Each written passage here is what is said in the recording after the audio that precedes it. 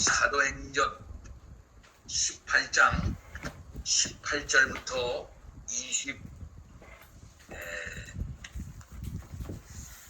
28절까지 냈습니다. 18장 18절부터 28절까지입니다. 사도행전 18장 18절부터 마지막 절까지 읽겠습니다. 바울은 더 여러 날 머물다가 형제들과 작별하고 배 타고 수리하러 떠나갈새 브리스길라와 아굴라도 함께 하더라. 바울이 일찍이 서원이 있었으므로 겐그리아에서 머리를 깎았더라.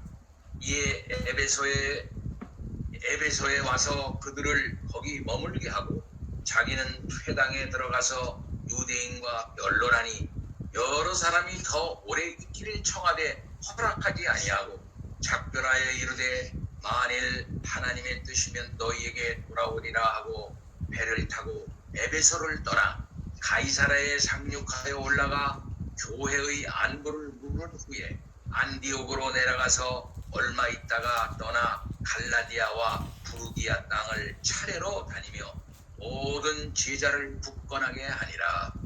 알렉산드리아에서 난 아블로라 하는 유대인이 에베소에 이르니 이 사람은 언변이 좋고 성경에 능통한 자라. 그가 일찍이 주의 도를 배워 열심으로 예수에 관한 것을 자세히 말하여 가르치라. 요한의 세례만 알 따름이라. 그가 회당에서 담대히 말하기 시작하거늘 브리스길라와 아굴라가 듣고 데려다가 하나님의 도를 더 정확하게 풀어 이르더라. 아볼로가 아가야로 건너가고자 하므로 형제들이 그를 격려하며 제자들에게 편지를 써 영접하라 하였더니 그가 가매 은혜로 말미암아 믿는 자들에게 많은 유익을 주니 이는 성경으로서 예수는 그리스도라고 증언하여 공중 앞에서 힘있게 유대인의 말을 이김이로라. 네. 여러분 참 반갑습니다. 이제 화면으로 그나마 이렇게 보는 것이 얼마나 감사하고 은혜로운지요. 저는 뭐 화면으로 봐도 실제로 본 것 같이 참 현실적입니다. 하나님께서 일주일 동안 여러분을 이 어려운 세상 가운데서 지켜주신 줄 믿습니다. 더욱더 우리 주님을 사랑하고 교회를 사랑하고 우리 형제들을 사랑하는 성도들 이어질 수 있기를 바랍니다. 바울의 선교여행 제2차 선교여행이 지금 마무리되어져 가고 있고 제3차 전도여행이 시작되어지는 시점이 오늘 본문의 말씀입니다. 그러는 중에 1절서부터 17절까지는 고린도 전도에 대해서 말씀을 했습니다. 아시다시피 고린도는 죄악의 도성으로 알려진 곳입니다. 아무나 함부로 고린도를 여행하지 말라 하는 말이 당시에 유행했다고 합니다. 그만큼 성적으로 도덕적으로 오염된 도시가 이 고린도였던 것이죠. 바울은 이곳에서 위대한 신앙의 동역자를 만나니 아굴라와 브리스가 부부였던 것입니다. 그들은 로마에서 살다가 유대 추방령에 의해서 로마에서 쫓겨나 고린도에 온 것인데 바로 여기에서 그 유명한 사도 바울 사도를 그들이 만나게 되고 바울 사도를 협력하고 바울 사도와 동행하는 그러한 훌륭한 협력자가 되었던 그런 거룩한 부부였던 것이죠. 바울 사도는 고린도에서 큰 역사를 성령의 역사를 따라 일으켰습니다.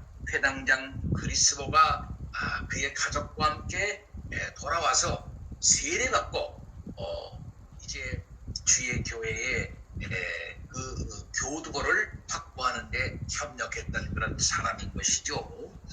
그럴 때 12절에 보면은 많은 사람들이 주 앞에 돌아오는 것을 보고 유대인 사회가 충격을 받습니다. 그래서 12절에 보면 갈리오가 아가야 총독되었을 때 유대인들이 일제히 일어나가지고 바울을 대적해서 법정으로 그를 데리고 갔던 것입니다. 이 갈리오라고 하는 사람은 지난번 말씀에도 말을 했지만 아주 훌륭한 사람으로 당시에 존경받는 사람입니다. 세네카라고 하는 스토아 철학자 있죠? 대표적인 스토아 철학자 이 세네카의 이제 그 형님이었습니다.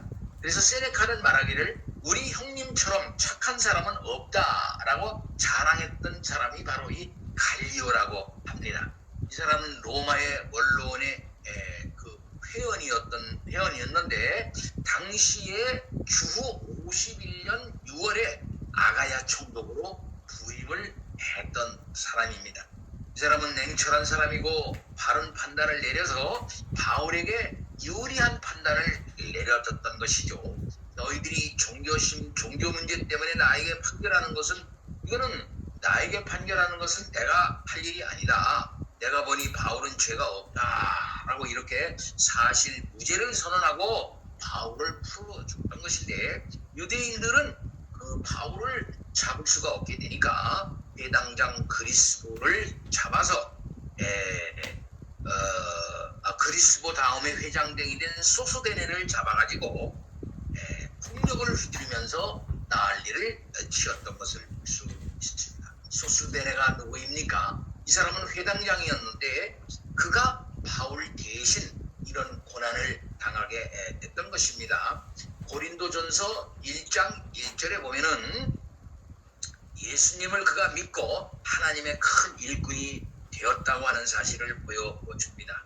바울은 고린도에서 1년 6개월간의 선교를 마치고 2차 선교 여행을 마무리 짓게 되었던 것입니다. 바로 오늘 본문 18절에서 22절까지가 고린도에서 에베소에서 가이사랴를 거쳐서 예루살렘을 거쳐서 다시 그가 파송받은 안디옥계로 귀환하는 과정을 소개하고 있습니다. 이렇게 해서 2차 전도 여행이 마무리 되어지는 과정을 이렇게 기술하고 있습니다. 그리고 23절부터 바울의 3차 전도 여행이 시작이 되어지는 그런 모습을 보여주고 있는데 이때의 아볼로의 얘기를 중간에 이렇게 끼워 넣은 것을 볼 수 있겠어요. 이것은 누가가 이제 그렇게 했는데 누가가 1차 전도 여행이 끝나고 3차 전도 여행이 시작되는 그 중간 부분에 이 아볼로를 썼는데 아볼로가 그만큼 중요한 인물이기 때문에 초대교회에 있어서 이 아볼로가 중요한 인물이고 이때 아볼로가 등장하고 있기 때문에 아볼로를 여기서 아주 자세히 서술하고 소개하고 있는 것을 볼 수 있습니다. 자, 18절 말씀 봅니다. 바울은 더 여러 날 머물다가 형제들과 작별하고 배 타고 수리아로 갈 때에 브리스길라와 아굴라도 함께 했다고 그랬어요. 바울이 일찍이 서원을 했는데 서원을 했기 때문에 갱그리아에서 머리를 깎았다. 이게 뭐냐? 이거 우리가 살펴봐야 되겠죠. 바울이 고린도에서 1년 6개월 선교 사역을 감당하다가 드디어 그것을 떠나게 됐던 것입니다. 바울은 여기서 혼자 떠난 게 아니고 아굴라와 브리스가 부부가 함께 떠나는 모습을 여기 볼 수가 있어요. 이 부부가 누구입니까? 지난번 시간에도 얘기를 했습니다. 그 부부는 늘 함께하는 부부였습니다. 아굴라와 브리스길라와 아굴라. 성경에는 이 사람들 얘기가 몇 번 나오냐면 6번이나 나와요. 6번. 6번이나 나오는데 항상 두 부부가 같이 이름이 기록이 되어져 있는 것을 볼 수 있습니다. 부부가 한마음 한뜻 된 사람입니다. 복음으로 똘똘 뭉친 그런 사람입니다. 성경적으로 볼 때 아주 믿음의 부부로서 이상적인 부부관계를 이루은 복음적인 부부관계를 이루는 그런 사람들이다 이렇게 말할 수가 있겠죠. 또 그들은 교회와 함께하는 부부였어요. 늘 교회와 함께합니다.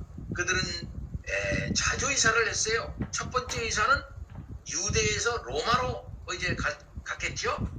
또 로마에서 고린도로 이사를 했어요. 두 번째 이사가 여기 사도행전 18장 1절에 보면은 로마에서 고린도로 이사를 했던 것을 볼 수가 있습니다.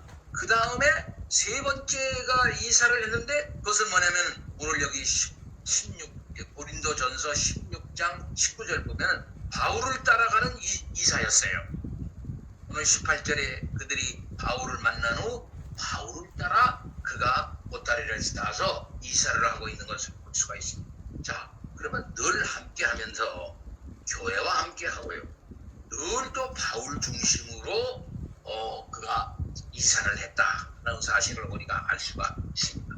참 가상한 그런 초대교회의 훌륭한 부부였다는 것을 알 수가 있어요. 초대교회 보면은 사도들만 이렇게 열심히 한 거 아닙니다. 사도도 주위에 이 브리스가와 아굴라 부부 같은 누가와 같은 이런 사람들 여러 실라와 바나바와 같은 디모데와 같은 이런 어떤 위대한 협력자들이 같이 있었던 것을 볼 수가 있어요. 사도 혼자 일한 거 아닙니다. 우리 주님은 말이죠. 사도를 세워서 일을 하시는데 그 사도들과 함께 일할 수 있는 협력자들을 또 세워주셔서 기쁘고 즐겁게 고난에 동참하면서 사도들의 그 복음사에게 협력할 수 있도록 해주셨다라고 하는 사실을 볼 수 있는데 이 위대한 사도의 곁에는 이 위대한 협력자들이 있었다고 하는 사실을 우리들이 볼 수 있습니다.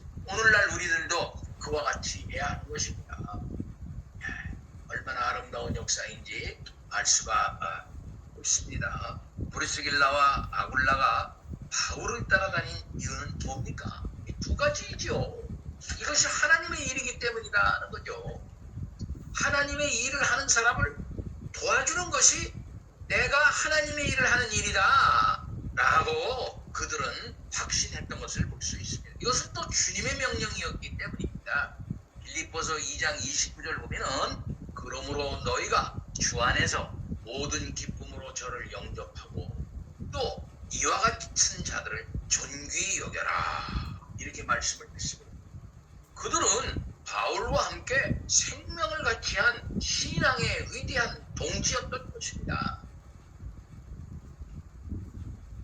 복음 초기에 기독교 초기에 이 찬란한 교회 운동의 역사 속에 이들 부부의 이름이 6번이나 기록이 됐다고 했어요. 예. 그런데 3번은 남편이 먼저 소개되었고 3번은 부인이 먼저 소개되고 있는 것을 볼 수가 있습니다. 신앙의 아름다운 부부였던 것을 볼 수가 있습니다. 바울은 이렇게 2차 전도 여행을 마무리하는 귀로에 돌아오는 길에 신앙의 동지 아굴라와 브리스길라를 에베소에 함께 동행하도록 했던 것입니다. 18절 하반절에 보면은 바울이 겐그리아에서 서원의 머리를 깎았다. 일찍이 서원했다 그랬어요. 예, 일찍이 서원했다. 겐그리아가 먼저 어딘가 살펴봅니다. 겐그리아의 교회의 베베 그랬죠. 로마서에 보면 겐그리아 교회의 베베라고 하는 아주 훌륭한 여성 지도자가 있었는데 이 여성 지도자 베베에게 로마서를 써서 그 로마서를 이제 그 로마 교회에 전하도록 했던 베베가 있었는데 그 베베가 섬기는 교회가 겐그리아 교회였어요. 그러니까 이 겐그리아 교회는 아주 상당한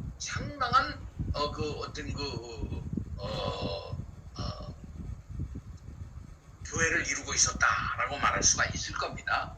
고린도에서 약 20km 동편에 있는 항구 도시입니다. 이것도 항구 도시. 예. 이곳에 교회가 설립되어 있었는데 로마서 16장 1절에 여집사 베베가 봉사하는 교회였죠. 바울이 이곳에서 서원이 있어 머리를 깎았다고 했습니다. 이 서원, 나시린이 생각나죠? 나시린이 머리를 깎습니다. 자, 유대인들은 어떤 특별한 하나님의 구원 은총에 대한 감사를 할 때나 또는 장래의 어떤 일에 간절한 소원을 이룰 때에 나시린의 소원을 하게 됩니다. 그래서 그동안에 모든 있었던 일에 대한 특별한 감사로서 그리고 앞으로 이런 모든 역사를 이룰 것에 대한 특별한 각오 특별한 소원을 하나님에게 나타낼 때 머리를 깎는다. 나시린의 소원을 우리가 알지 않습니까? 부정한 음식을 먹지 않고 평생 동안 머리에 삭도를 내지 않는 삼성과 같은 소원이 있고, 시체나 부정한 것을 가까이 하지 않고 일체 포도주도 입에 대지 않는 그런 아주 성별된 생활을 이제 함으로써 하나님 앞에 내 몸과 마음과 나의 모든 것을 바치겠다. 그렇게 어떤 일정 기간 그렇게 하기도 하고 평생 동안 그렇게 하기도 하고 그렇게 하는 거 우리가 구약에서 알고 있죠.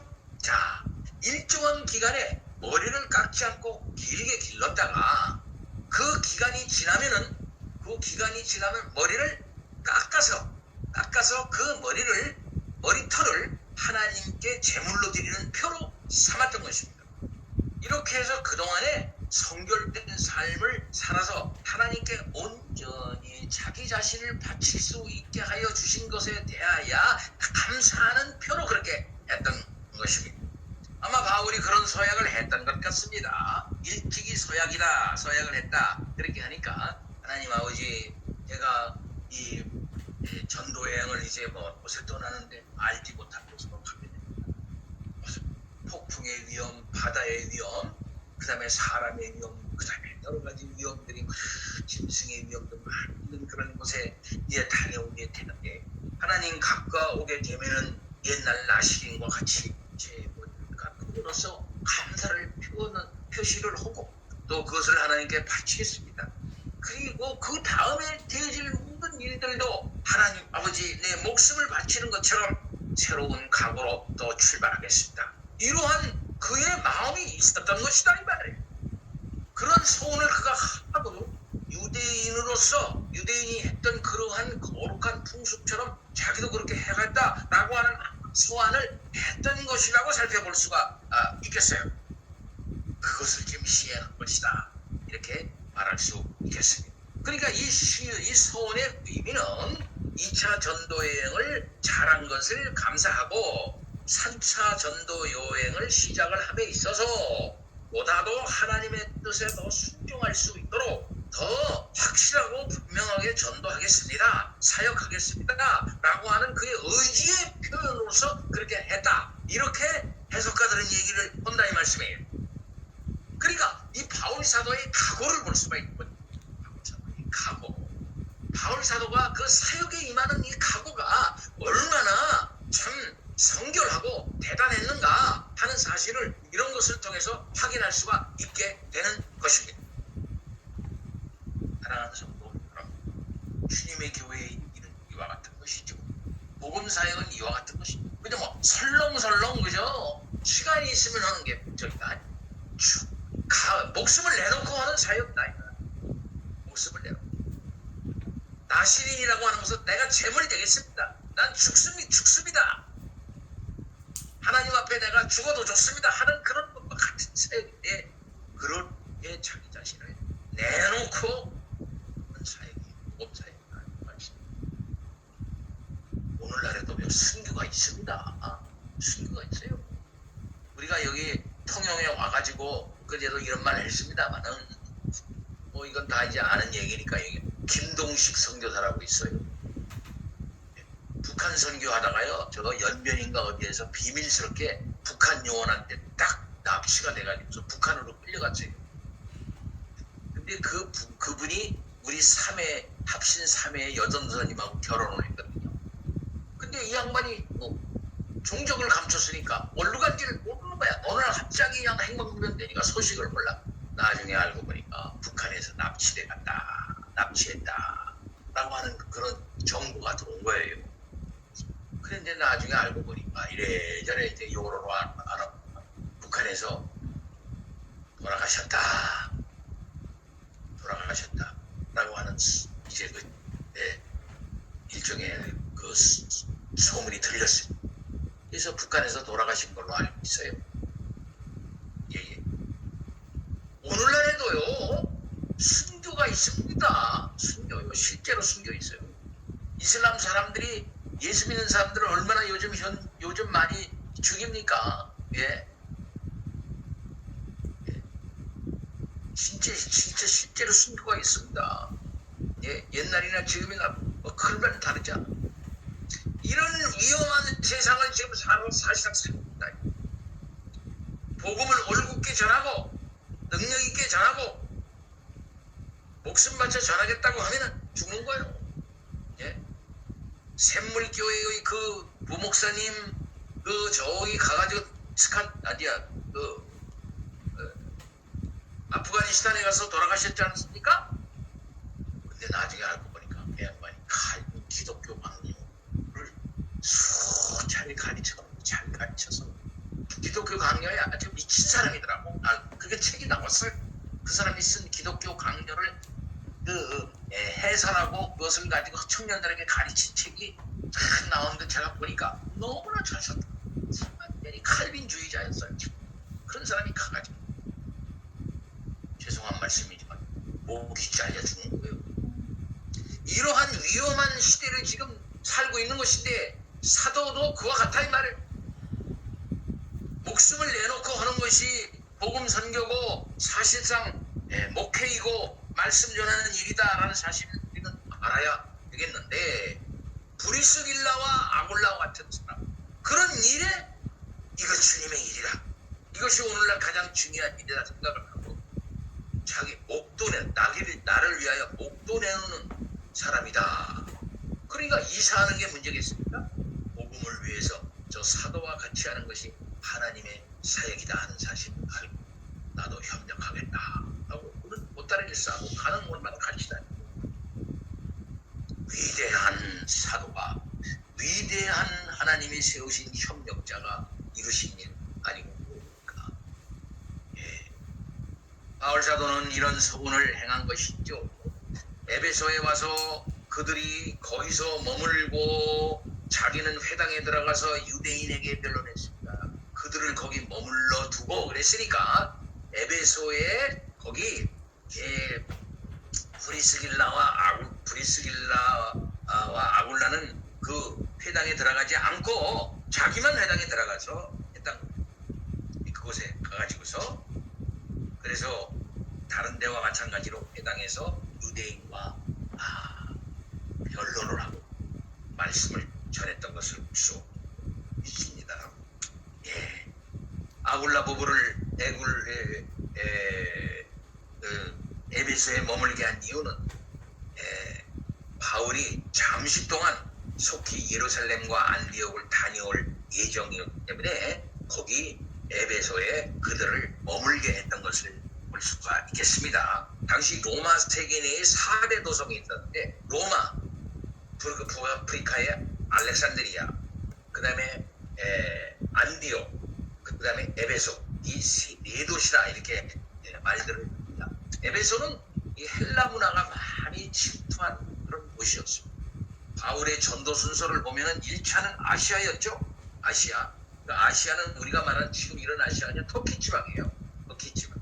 그러니까 아시아 지방은 요한 계시록에 나오는 아시아의 7교회들 있잖아. 그래서 소아시아라고 그래요. 소아시아의 7교회, 그쪽 아시아를 말하는 거예요. 이거. 1차 아시아. 그리고 먼저 유럽으로 가라. 유럽에 가서 전도. 3차 전도는 다시 돌아와가지고 에베소 그리고 맨 마지막으로는 로마 전도회까지 이제 그가 했던 것을 볼 수가 있지 않습니까? 바울의 에베소 전도는 제3차 여행 중에 3년 동안 거기서 머무르면서 계시록에 말하는 아시아의 7교회와 골로새 교회와 기타 여러 교회를 설립을 했고 이곳에서 고린도 전후서를 집필을 했어요. 에베소에서 고린도 전후서를 집필했어요. 에베소는 참으로 바울에게 이 감격적인 도시라 말할 수가 있겠습니다. 그는 이 아시아 지역을 전도하기 위해서 얼마나 열심히 했습니까? 그러나 성령이 그 계획을 막고 유럽으로 먼저 보낸 것 아닙니까?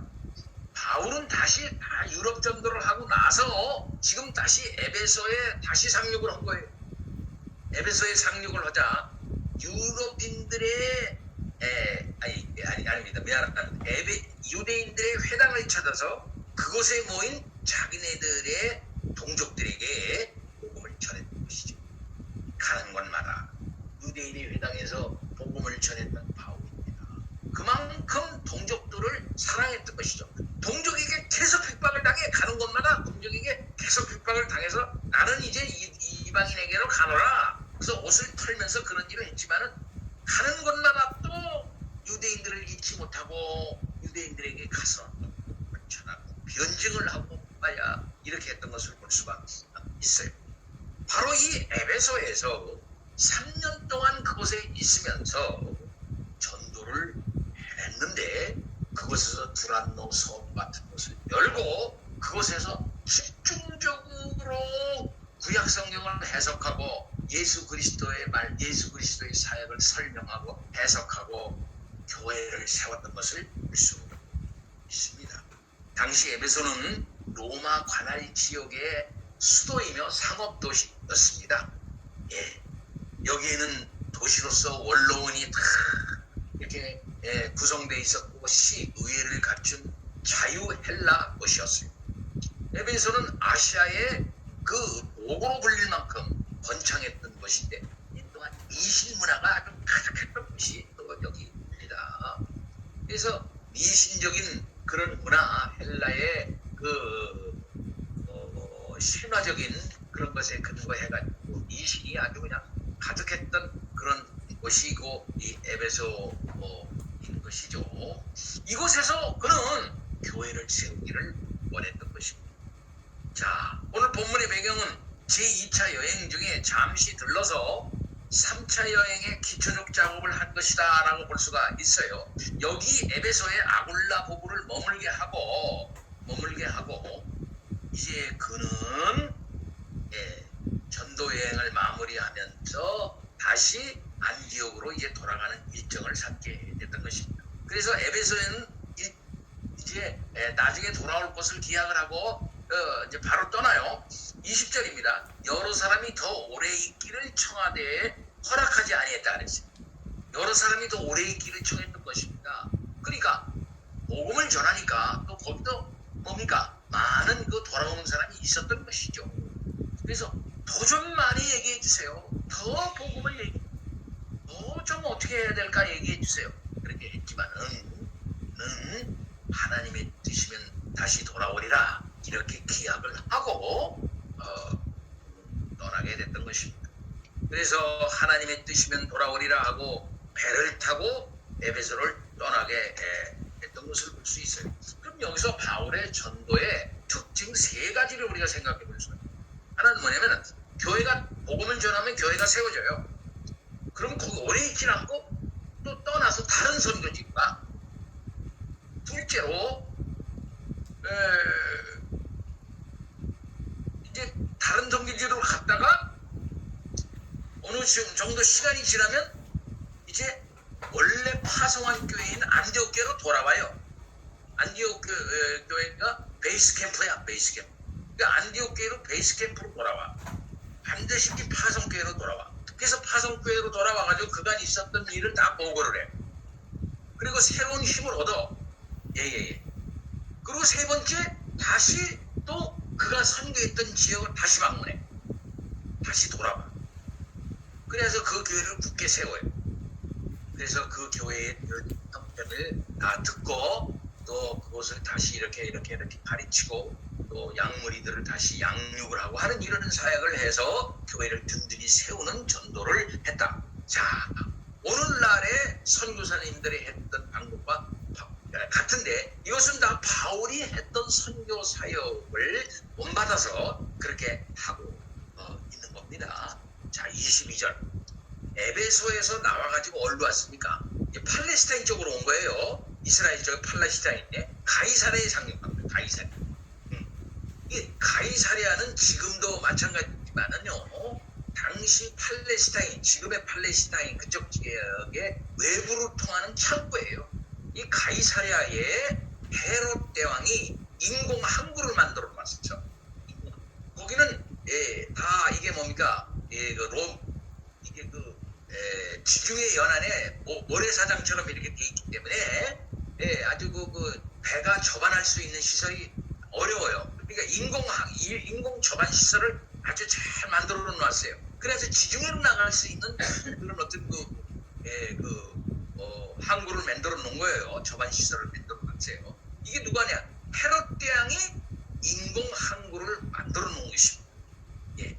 여기에서 이제 저 헬라, 로마 뭐 이런 데서 와가지고 오겠다. 이 가이사랴로 돌아.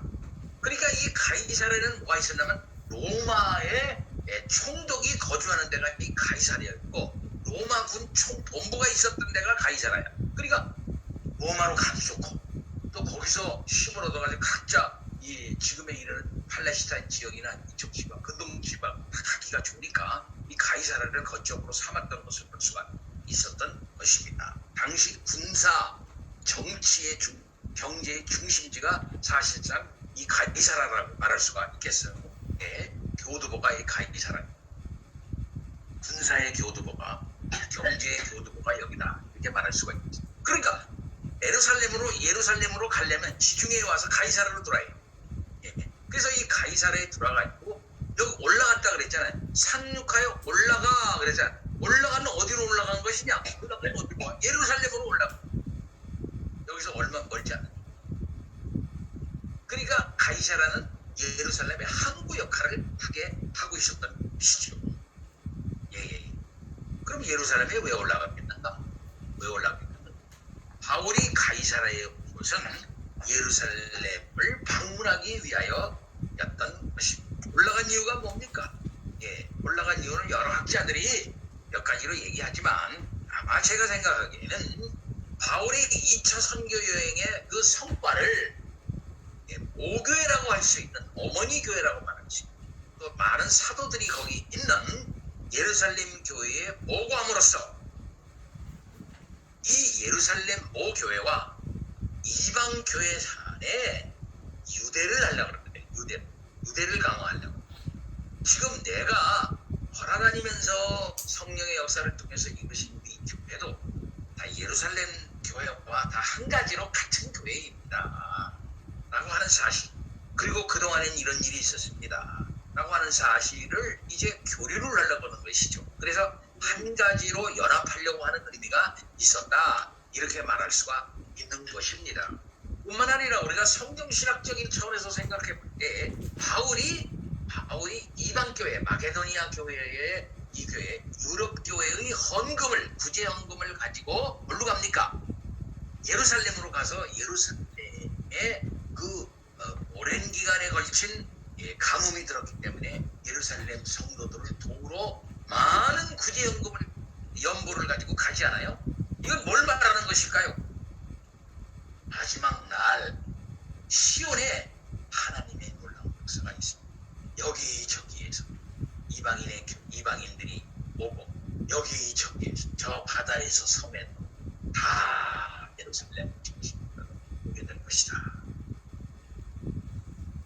육적인 예루살렘을 말하는 것이 아니라 영적인 시온, 영적인 하나님의 그 나라, 하나님이 좌정하셔서 그곳에서 그 영을 출납하는 것이 시온이라 그랬죠. 그 하나님의 왕자가 있는 그런 곳에 이방인과 유대인이 다 하나가 되어져서 다 우리 주 예수 그리스도를 중심으로 해가지고 하나님께 영광을 돌린다라고 하는 이러한 그 구속사적인 비전이 있는데 이것을 갖다가 확인하려고 하는 그런 덕가 있는 거예요. 그래서 많은 이방인으로부터 열매를 거두어서 그들도 우리와 함께 같이 이 유대인으로부터 난 구원을 다 동참하면서 하나님께 주의 백성들이 나아갑니다. 유대인이나 이방인이나 다 예수로 말미암아 하나입니다. 라고 하는 사실을 이제 하기 위해서 그렇게 온 거예요. 그래서 유대인으로부터 구원이 오고 신령한 것이 나오고 또 그리고 이방인으로부터 물질적인 것이 왔는데 그것은 다 영적으로는 하나예요. 그래서 이렇게 해가지고 놀라운 하나님의 세계가 이렇게 통일되는 것입니다. 라고 하는 사실을 드러내기 위하여 그가 구제헌금을 가지고 가는 거예요. 단순히 구제헌금은 말이죠. 돈 갖다 주고 이렇게 구제하는 그런 정도가 아니에요.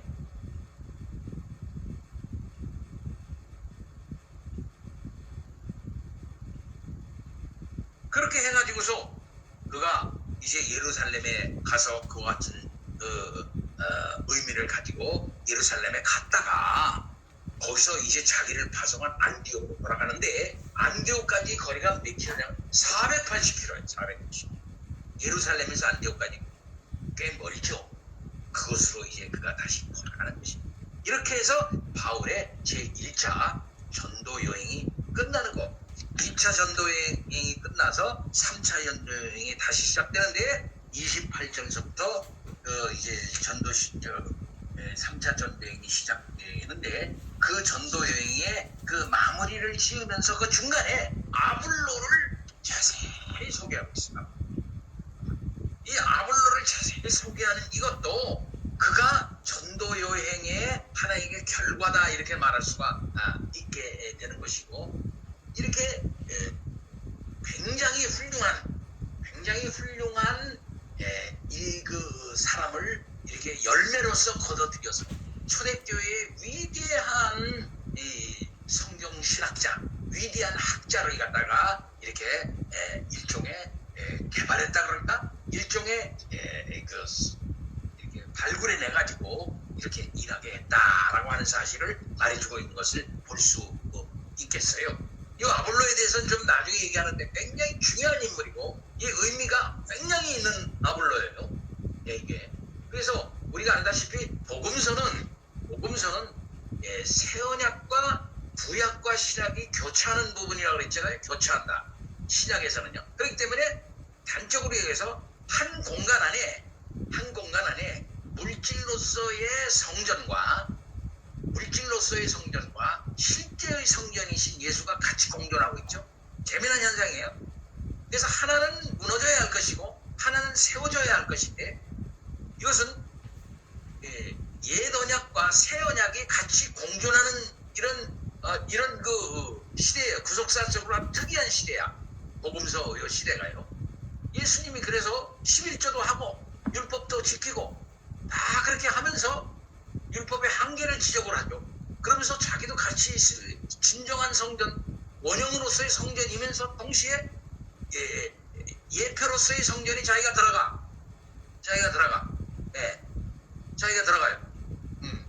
그리고 이 성전이 헐어질 거라 얘기하는 거예요. 그 한계를 분명히 얘기해. 그리고 다시 세워질 것이다. 내가 세울 것이다. 이렇게 얘기를 하잖아. 이 의미를 분명히 얘기해야 돼요.